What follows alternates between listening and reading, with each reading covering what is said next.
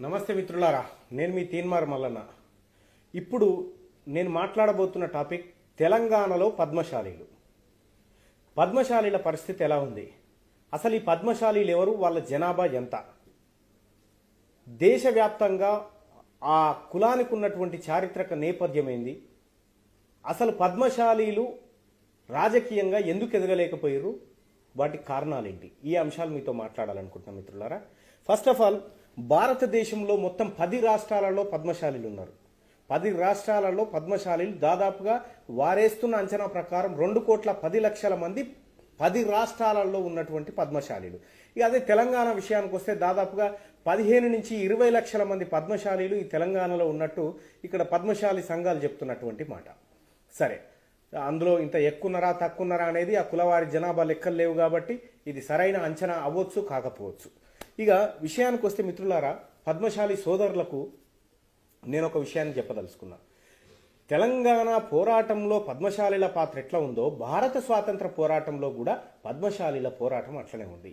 ఖాదీ ఉద్యమాన్ని, అసలు ఖాదీ బట్టలు నేసింది ఎవరు, స్వదేశీ వస్తువులను వాడాలన్న అంశాన్ని గాంధీజీ తెర మీదకి తెచ్చినప్పుడు ఈ చేనేత వస్త్రాల అంశం తెర మీదకి వచ్చింది. ఈ చేనేత అంశమే తెలంగాణ కాదు మొత్తం యావత్ భారతదేశంలో ఒక ఉప్పెన లాంటి ఉద్యమాన్ని సృష్టించినటువంటిది అంశం ఈ పద్మశాలిల సొత్తు ఇది. ఎందుకంటే భారతదేశ స్వాతంత్ర పోరాటంలో ఈ కులము వాళ్ళ వృత్తి ప్రధాన పాత్ర పోషించిందని చెప్పడంలో ఎటువంటి సందేహం లేదు. ఇక కొన్ని విషయాలు చూసుకుంటే కొండా లక్ష్మణ్ బాపూజీ కాడి నుంచి తీసుకుందాం మిత్రులారా. ఈ తెలంగాణ రాష్ట్రం కాదు, ఉమ్మడి ఆంధ్రప్రదేశ్ రాష్ట్రానికి ముఖ్యమంత్రి అయ్యే అవకాశాన్ని త్రుటిలో కోల్పోయినటువంటి వ్యక్తి ఈ పద్మశాలి బిడ్డ కొండా లక్ష్మణ్ బాపూజీ గారు. సిర్పూర్ కాగజ్ నగర్ ప్రాంతంలో పుట్టినప్పటికీ ఇక్కడ ఆ తర్వాత అది రిజర్వ్డ్ కాన్స్టిట్యున్సీ కావడంతో ఇక్కడ చిన్న కోడూరు అని భువనగిరి ప్రాంతంలో ఉన్న అసెంబ్లీ నియోజకవర్గం నుంచి పోటీ చేసి కాంగ్రెస్ పార్టీలో రాష్ట్ర మంత్రిగా ఎన్నో రకాల సేవలు అందించిండు. ఆ తర్వాత తెలంగాణ ఉద్యమాన్ని జయశంకర్ సార్ ఎట్లయితే బతికించుకుంటూ వచ్చిండో ఆ తర్వాత ఒక రాజకీయంగా అస్త్రాన్ని వాడుకుంటూ నా ప్రజలకు ఈ తెలంగాణ రాష్ట్రం కావాలని కొట్లాడిన వ్యక్తుల్లో కొండా లక్ష్మణ్ బాపూజీ సేవలు అసలు మర్చిపోలేని సేవలు. ఆయన ఈ పద్మశాలి ముద్దుబిడ్డ. ఇక ఆ తర్వాత సుద్దాల హనుమంతుని తీసుకోండి. తెలంగాణ ఉద్యమంలో సాయుధ రైతాంగ పోరాటంలో అద్భుతమైన పాటలు రచించి ప్రజలను మేల్కొల్పినటువంటి ఒక కవి, గొప్ప కవి ఆ సుద్దాల హనుమంతు, ఈ పద్మశాలి ముద్దుబిడ్డ. ఇక ఆ తర్వాత ప్రగడ కోటయ్య అని చెప్పి ఎక్స్ఎంపీ గుంటూరు, ఆయన పద్మశాలి బిడ్డ. ఆయన కూడా ఎన్నో రకాల ద్వారా పద్మశాలి ఇలా ఔన్నత్యాన్ని ప్రపంచానికి దాటినటువంటి వ్యక్తి. ఇక ఆ తర్వాత ఆలె నరేంద్ర గారు మీకు తెలిసిన విషయమే. ఆలె నరేంద్ర గారు ఎక్స్ఎంపీగా ఉన్నారు. తాను ఒకప్పుడు టైగర్ ఆర్ఎ నరేంద్రగా ఉన్నారు. టైగర్ ఆలె నరేంద్ర అంటుండే ఆయనని.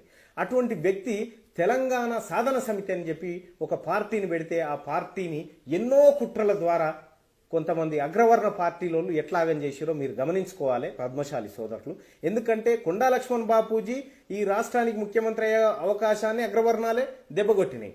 ఆ తర్వాత ఆలె నరేంద్ర పెట్టినటువంటి తెలంగాణ సాధన సమితి పార్టీ కూడా ఆ ఉనికిలోకి అది ఎక్కడైతే ఈ పద్మశాలీలు ఒక రాజకీయ ఫోర్స్గా బయలుతున్నారన్న ఈ కుట్రను ఎప్పుడైతే అగ్రవర్ణాలు గమనించినాయో ఆ పార్టీని మొత్తం మటుమాయడం చేయడం కోసం ఆయనని వివిధ రకాలుగా ప్రలోభ పెట్టి పార్టీలను విలీనం చేసుకొని ఆ తర్వాత ఆయన పైన కేసులు కూడా పెట్టి బయటికి పంపించే ప్రయత్నాలు చేశారు. ఒక గొప్ప టైగర్లా బతికినటువంటి వ్యక్తిని. ఇక ఆ తర్వాత జయప్రద ఉంది, సినీ నటి జయప్రద, ఎక్స్ఎమ్మెల్యే. ఆమె కూడా పద్మశాలి ముద్దుబిడ్డనే. సుద్దాల అశోక్ తేజ పద్మశాలి ముద్దుబిడ్డనే. కొండా సురేఖ పద్మశాలి ముద్దుబిడ్డనే. దేవరకొండ విఠలరావు ఎక్స్ఎంపీ మహబూబ్ నగర్కు, ఆయన పద్మశాలి బిడ్డనే. గడం అంజయ్య పద్మశ్రీ అవార్డు గ్రహీత, ఆయన పద్మశాలి బిడ్డనే. ఉత్తేజు ఆయన పద్మశాలి బిడ్డనే. గుండు హనుమంతరావు పద్మశాలి బిడ్డనే. లయ సినీ నటి లయ పద్మశాలి బిడ్డనే. ఇట్లా అనేక రంగాల్లో ఉన్నటువంటి గొప్ప వ్యక్తులు ఈ పద్మశాలి వంశంలో పుట్టినటువంటి బిడ్డలు వీళ్ళంతా. కానీ ఇవాళ ఏం జరుగుతుంది, రైతుల ఆత్మహత్యల తర్వాత అత్యధికంగా ఈ తెలంగాణ ప్రాంతంలో ఆత్మహత్య చేసుకుంటున్న వర్గం ఏదైనా ఉందంటే అది చేనేత వర్గమే, పద్మశాలి వర్గమే. ఒకప్పుడు ప్రపంచానికి కప్పుకోవడానికి బట్టను ఉత్పత్తి చేసి వాళ్ళ సిగ్గును మానాన్ని కాపాడినటువంటి గొప్ప చరిత్ర గల పద్మశాలి వంశం ఇవాళ తాను కప్పుకోవడానికే బట్ట లేదు, తను చనిపోతే మీద కప్పడానికి బట్ట లేని పరిస్థితికి ఎందుకు దిగజారిపోయారు అనేది ఒకటి అంశం. ఎందుకంటే రాజకీయంగా ఎంతోమంది ఉన్నతస్తులు ఉన్నారు. ఇందులో రాపోలు, ఆనంద్ భాస్కర్ లాంటి గొప్ప గొప్ప చదువుకున్న వాళ్ళు ఉన్నారు, గొప్ప గొప్ప రాజకీయ నేతలు ఉన్నారు. కానీ వాళ్ళు ఎప్పుడు ఏదో ఒక పార్టీ కింద బతకాల్సిన పరిస్థితే వచ్చింది. వీళ్ళ పార్టీ అవకాశాలను దెబ్బగొట్టిరు, వీళ్ళు ముఖ్యమంత్రి అయ్యే అవకాశాలను దెబ్బగొట్టిరు. ఇప్పుడు ఆ పార్టీలో పద్మశాలీలు కనుక బయటికి వస్తే ఒక ఉప్పెన తయారవుతుంది. ఇంతమంది పద్మశాలీలు ఒకసారి బయటకు వస్తే ఒక రాజకీయ ప్రళయం వస్తుంది అన్న భావనతోటి పద్మశాలీలను ఎప్పుడూ జోకొడుతూ ఉంటారు. అందులో రకరకాల సంఘాలుగా చీలుస్తూ ఉంటాయి ఈ పార్టీలు, ఎప్పుడు అగ్రవర్ణ పార్టీలు. మరి పద్మశాలీలు ఎప్పుడు ఏకమవుతారు? పద్మశాలీల జనాభా కనీసం 15-20 లక్షల జనాభా అనుకుంటే 10 మంది ఎమ్మెల్యేలు ఉండాలి. కానీ వాళ్ళ తెలంగాణ రాష్ట్రంలో ఏముందో మీరు ఒకసారి గమనించుకోరు మిత్రులారా. కనీసం ఒక ఎంపీ అన్న పద్మశాలి కులం వాడు ఇవాళ ఉండగలిగిండా? ఒకసారి గమనించుకోండి. ప్రస్తుతం ఇట్లా రకరకాలుగా పద్మశాలీలను కూడా ఈ రాజకీయంలో దెబ్బతీస్తారు. తెలంగాణలో మేజర్ 5 కులాలు ఏదైతే బీసీ కులాలు ఉన్నాయో అందులో టాప్ 5 కులాలలో పద్మశాలీలు కూడా ఉంటారు మిత్రులారా. పద్మశాలీలు తమ రాజకీయ అవకాశాలను ఇతరుల నుంచి అడుగుతున్నారు తప్ప వాళ్ళు సొంతంగా రాజకీయ అస్తిత్వాన్ని నిలుపుకోలేకపోయారు. పద్మశాలి యువత, డాక్టర్లు, ఇంజనీర్లు, పెద్ద పెద్ద ఆఫీసర్లు ఉన్నారు. కానీ వాళ్ళంతా వాళ్ళ ప్రయోజనాల కోసమే పనిచేసారు తప్ప వెనకబడి కనీసం తినడానికి తిండి లేక బతుకుతున్న కడు పేదరికంలో ఉన్న ఏ పద్మశాలి బిడ్డను కూడా ఆదుకునే ప్రయత్నం జరగలేదు. కొన్నిసార్లు బాధ అనిపించే అంశం ఏంటంటే, ఇక్కడ సిరిసిల్లలో బట్టనేస్తున్నారు పద్మశాలీలు, గద్వాలలో నేస్తా ఉన్నారు, పోచంపల్లిలో నేస్తా ఉన్నారు, ఇట్లా రకరకాల ఏరియాల్లో నేస్తా ఉన్నారు. కానీ వీళ్ళు ఎంతసేపు వెట్టి చాకిరి కూలీలుగా వీళ్ళ జీవితం కొనసాగుతుంది మిత్రులారా. అందుకోసమే పద్మశాలీలు కూడా ఈ రాష్ట్రంలో ఏకం కావాల్సిన అవసరం ఉంది. పద్మశాలీలకున్న చరిత్ర అత్యంత గొప్ప చరిత్ర. పద్మ అంటే లక్ష్మితో సమానం, అంటే ఒక సంపదను పెంచే అటువంటి క్రమంలోంచి వచ్చిన పదం పద్మశాలి. అటువంటి గొప్ప పదము, ఒక జంధ్యం వేసుకునేటువంటి ఈ కులం ఇప్పటికి కూడా విడిపోతూ, అంచెలంచెలుగా విడిపోతూ, అడుక్కు తింటా ఉన్న పరిస్థితికి దిగజారడం అనేది ఈ తెలంగాణ రాష్ట్రంలో కడు దయనీయమైన పరిస్థితిలో ఉన్నటువంటి పద్మశాలీల పట్ల జాలిగా అనిపించేటువంటి ముచ్చట. కానీ ఈ 15 లక్షల మంది పద్మశాలీలు ఈ సంఘాలను పక్కకు పెట్టి, ఈ వర్గాలను పక్కకు పెట్టి ఒక్కసారి వాళ్ళ ఓటు వాళ్ళు వేసుకుంటే వాళ్ళ చరిత్ర మొత్తం తిరగరాసిపోతుంది. వాళ్ళ రాజకీయ భవిష్యత్ ఒక్కసారి ప్రకాశంలోకి వచ్చే అవకాశాలు కనిపిస్తూ ఉన్నాయి. కానీ ఈ మాట ఎవరు చెప్తారు? పద్మశాలీలు 20 లక్షల మంది ఉన్నారు ఈ తెలంగాణ ప్రాంతంలో అని ఎవరు చెప్తారు? కేసీఆర్ గారు చెప్తారా? ఉత్తమ్ రెడ్డి గారు వచ్చి చెప్తారా? కిషన్ రెడ్డి గారు చెప్తారా? లేకపోతే ఇంకెవరైనా చెప్తారా? ఎవరు చెప్పరు. ఎందుకంటే కులాల వారీగా నీ జనాభా ఎంతో నీకు తెలిస్తే నువ్వు సింహం లెక్క తయారవుతావన్న విషయంతో వాళ్ళు నీకు చెప్పరు ఎంతసేపు. ఎంతో మంది పద్మశాలి బిడ్డలు అనేక రంగాల్లో స్థిరపడ్డారు.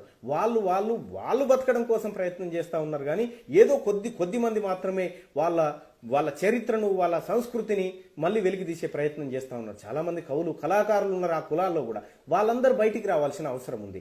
వాళ్ళంతా వచ్చి ఈ ప్రజలను చైతన్యం చేయాలి. అసలు పద్మశాలీల చరిత్ర ఏందో వాళ్ళు ఫస్ట్ నేర్చుకోవాలి. పద్మశాలీల చరిత్ర వాళ్ళకి తెలియకపోతే కొత్త చరిత్రను ఎట్లా రాస్తారు పద్మశాలీలు? శుద్ధాల హనుమంతు పాడిన పాటలతోటి యావత్ మొత్తం జాతి మొత్తం మేల్కొల్పబడ్డది.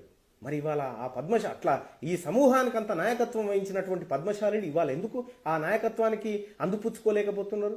కాబట్టి పద్మశాలి మిత్రులారా, మీరు మీ చరిత్రను నేర్చుకోండి, మీరు ఎవరో ముందు తెలుసుకోండి, ఇక్కడ మీ హక్కులు ఏంటియో తెలుసుకోండి. ఒకప్పుడు భారత స్వాతంత్రం పోరాటానికి ఒక వస్తువుగా వాడినటువంటి నీ బట్ట భారత స్వతంత్రం తీసుకురావడంలో పనికొచ్చింది. కానీ వచ్చిన స్వాతంత్రంలో నువ్వు ఎందుకు అధికారాన్ని అందుకోలేకపోయినావు అనేది ఆలోచించుకోవాలి. ఇక్కడ తెలంగాణ రాష్ట్రంలో కూడా పదే తెలంగాణ నాయకులు చెప్తా ఉన్నారు, చేనేత కార్మికుల ఆత్మహత్యలు అని చెప్పి. మరి చేనేత కార్మికులకు వచ్చిన తెలంగాణ రాష్ట్రంలో అధికారం అంటే రాలే కదా. కేవలం చేనేత కార్మికులు ఈ రాష్ట్రంలో ఒక ఆయుధంగా పనిచేసారు, ఒక రాష్ట్ర సాధన కోసం ఆయుధంగా పనిచేసారు. అంతవరకు మాత్రమే వాళ్ళ పరిమితమయ్యారు తప్ప అసలు తెలంగాణలో చేనేత కార్మికులు తలుచుకుంటే 15 లక్షల ఓట్లు వాళ్ళు వేసుకుంటే కనీసం 7-8 మంది ఎమ్మెల్యేలు వాళ్ళు అయ్యే అవకాశం ఉంది. కాబట్టి చేనేత మిత్రులారా, చాలామంది చెప్తా ఉంటారు ఎక్కడ కులాలు ఏం కథ, ఇంకా కుల రాజకీయాలు అంటారు. 100% ఈ రాష్ట్రంలో, ఈ దేశంలో కుల రాజకీయాలే నడుస్తాయి. నీ కులం నువ్వు ఎంటేసుకొని తిరగాల్సిన బాధ్యత నీ మీద ఉంటుంది పద్మశాలి సోదరులారా. Thank you so much. నేను ఈ పద్మశాలీల గురించి ఈ అంశాన్ని చెప్పదలుచుకున్న మిత్రులారా. Thank you.